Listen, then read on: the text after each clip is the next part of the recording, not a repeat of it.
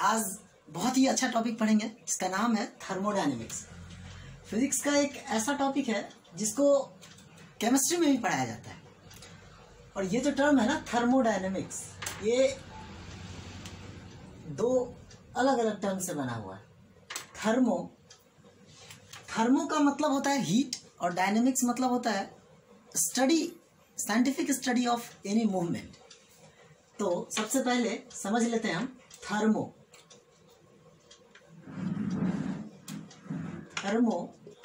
इसका मतलब होता है हीट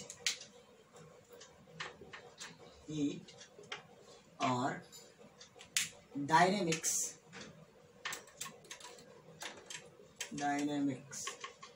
इसका मतलब होता है study of movement, study of any movement. मेरा नाम कुलदीप कुमार। मैं कोशिश कर रहा हूँ कि थर्मोडायनेमिक्स टॉपिक में जो भी कॉन्सेप्ट है, जो भी दो चार कॉन्सेप्ट हैं, आपको इतने अच्छे तरीके से समझा दूँ कि नीट में या जेईई मेंस में एक भी क्वेश्चन आपका गलत नहीं होना चाहिए। तो इससे कुछ भी नहीं पूछा जा सकता है। ये जो टर्म है थर्मोडायनेमिक्स, इस टर्म से कुछ भी नहीं पूछेगा। क्या पूछेगा, लेकिन फिर भी समझ लेते हैं थर्मोडायनेमिक्स का क्या मतलब होता है।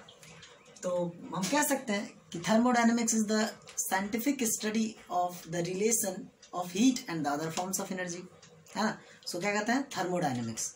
तो ये मेरे ख्याल से लिखने की ज़रूरत नहीं है, आप पॉज करके लिख लेना वीडियो।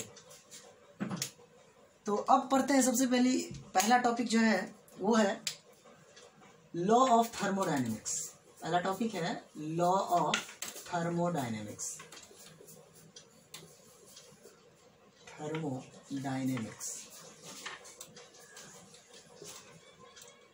लॉ ऑफ थर्मोडायनेमिक्स में सबसे पहले हम लोग पढ़ेंगे जीरोथ लॉ,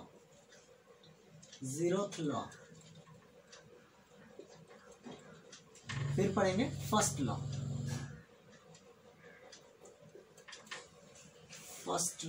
ऑफ थर्मोडायनेमिक्स। लग रहा है क्लियर होगा, दिख रहा होगा इस दिख side. First law of thermodynamics.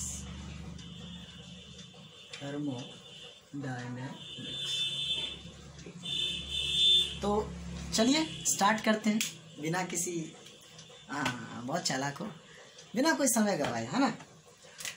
तो सबसे पहले जीरोथ लॉ क्या होता है इसको थोड़ा समझते हैं। जीरोथ लॉ बहुत ही आसान है। जीरोथ लॉ को ही हम कॉन्सेप्ट ऑफ थर्मल इक्विलिब्रियम भी कह सकते हैं। ये जीरोथ लॉ क्या कहता है कि अगर कोई दो सिस्टम जो कि थर्मली आइसोलेटेड है, किसी तीसरे सिस्टम के थर्मल इक्विलिब्रियम में है, किसी तीसरे कॉमन सिस्टम के थर्मल इक्विलिब्रियम में है, तब वो दोनों सिस्टम एक दूसरे के थर्मल इक्विलिब्रियम में होगा। मतलब zeroth law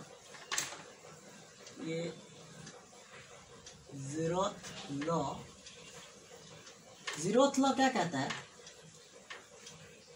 if two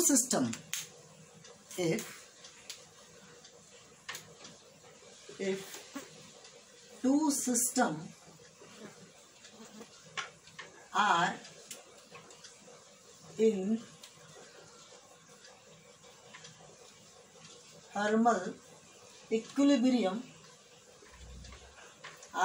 thermal equilibrium with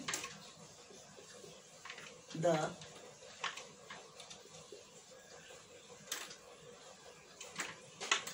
third common system,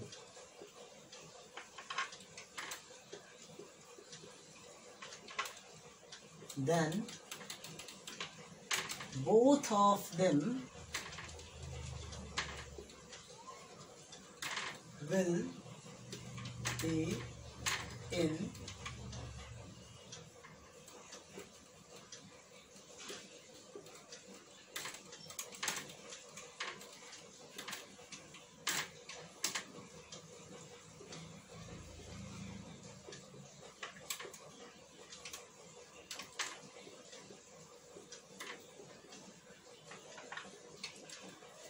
इस चीज को थोड़ा अच्छे से समझते हैं।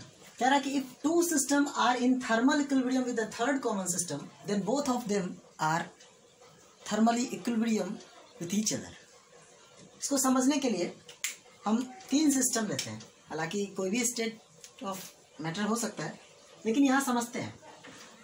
मान लीजिए हमारे पास 3 सिस्टम है, एक ये सिस्टम है, ये सिस्टम, एक दूसरा सिस्टम और ये तीसरा सिस्टम। इसको थोड़ा सा इलेबोरेट करके समझें। सिस्टम का नाम है ए, इसका नाम है बी और इसका नाम है सी। ये है ए। यहाँ 3 सिस्टम है, तीनों गैसीय सिस्टम है। अगर हम ये कहें जीरोथ लॉ के अनुसार if temperature of A is equal to temperature of C, समझ में आ रहा? Temperature of A is equal to the temperature of C and temperature of B is equal to the temperature of C. यदि ऐसा है, हो सकता है दोनों का टेम्परेचर सेम हो, इस दोनों का टेम्परेचर सेम हो। कोई अगर ऐसा है तो जीरोथ लॉ के अनुसार then temperature of A must be equal to temperature of B, और ये ऑब्वियस भी है, ऐसा होना भी चाहिए। तो जीरोथ लॉ यही कहता है कि यदि ए सी के थर्मल इक्विलिब्रियम में है, बी सी से थर्मल इक्विलिब्रियम में है, तो ए और बी दोनों ही आपस में थर्मली इक्विलिब्रियम में होगा। ठीक है, यहाँ तक क्लियर है? अब आगे हम लोग पढ़ेंगे फर्स्ट लॉ ऑफ थर्मोडायनेमिक्स। ठीक है, ऐसा तो नहीं दिखाई नहीं दे रहा है? ठीक, अब अगला टॉपिक है first law of thermodynamics. First law of thermodynamics ऐसे लिख लो ज्यादा better. First law of thermodynamics.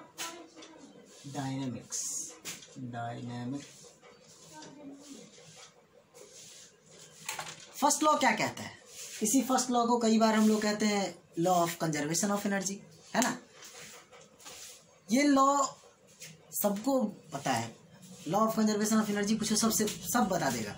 Energy can neither be created nor be destroyed but can be transform from one state to another. लेकिन first law of thermodynamics पूछो तो याद नहीं रहता, पता नहीं यार ये फर्स्ट लॉ क्या है। ये लॉ बहुत आसान है, ये बिल्कुल वही बात है, लेकिन इसको कहने का दूसरा तरीका ऐसा है कि कोई भी गैस या कोई भी सिस्टम अगर एक्सटर्नली कुछ हीट एब्जॉर्ब करता है तो उस हीट को वो 2 काम में यूज करता है। पहला काम अपने अंदर का जो इंटरनल एनर्जी है उसको बढ़ाएगा, और दूसरा काम बाकी बचे हुए हीट से वो कुछ वर्क करेगा। क्लियर है? फर्स्ट लॉ क्या कहता है कि इफ द हीट, इफ नहीं, ऐसे स्टार्ट करते हैं कि the heat absorbed by the gas molecules is partially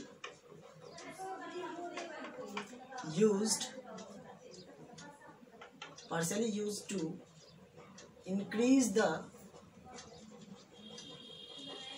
internal energy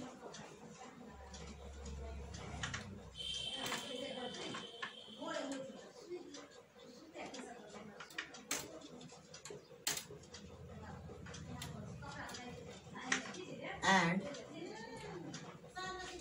the remaining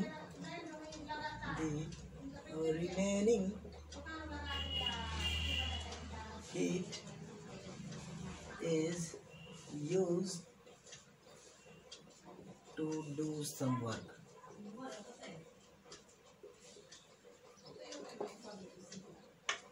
बहुत ही आसान है कि अगर ऐसे समझते हैं कि अगर कोई गैस है जिसमें हीट चेंज अगर डेल्टा क्यू है, वो हीट या फिर उस गैस ने कुछ Q amount of heat absorb किया है, तो इस हीट को वो दो पार्ट में यूज करेगा।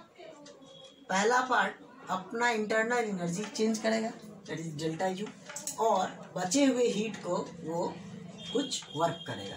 तो फर्स्ट लॉ यही कहता है delta Q is equal to delta U plus delta W. ये बहुत ही आसान है बात, और इससे कई बार आपसे ट्रिकी क्वेश्चन भी पूछा जाता है। ट्रिकी क्वेश्चन इसलिए कि इसमें साइन कन्वेंशन का बहुत बड़ा लोचा है। होता क्या है कि कहाँ प्लस लेना है, कब डेल्टा क्यू पॉजिटिव होगा, कब डेल्टा डब्ल्यू नेगेटिव होगा, कब डेल्टा यू पॉजिटिव होगा।